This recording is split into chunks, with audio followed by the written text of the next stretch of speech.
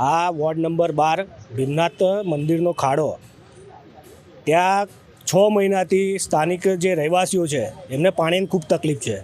વારંવાર એ રહેવાસીઓ દ્વારા વોર્ડ નંબર 12ના અધિકારીઓને જાણ કરી છે, અરજીઓ કરી છે.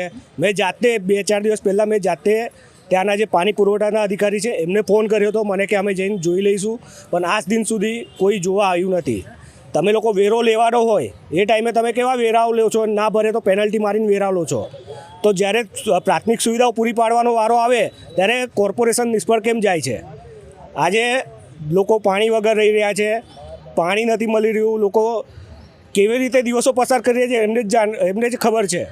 તો આ કોર્પોરેશનના અધિકારીઓ ફક્ત એસી ઓફિસોમાં બેસીને પગાર લેવા માટે છે. અમે વેરો ભરીએ છીએ ત્યારે તમારો પગાર આવે છે ને અમારા માટે તમને રાખ્યા છે તે નોકરીએ. એવું નથી કે તમે તે સાહેબો છો, અમારા કામ માટે તમે છો. તો અહીં આવીને સ્થાનિક લોકોને શું તકલીફ પડી રહી છે એ જુઓ, અને જે પણ તકલીફ સમસ્યા છે એ તાત્કાલિક ધોરણે દૂર કરવામાં આવે. એ તો આવનાર દિવસોમાં આ જ મોરચો અમે વોર્ડ ઓફિસમાં લઈને આવીશું, અને એમાં જે પણ કંઈક થશે એની સંપૂર્ણ જવાબદારી વોર્ડ ઓફિસરોની રહેશે.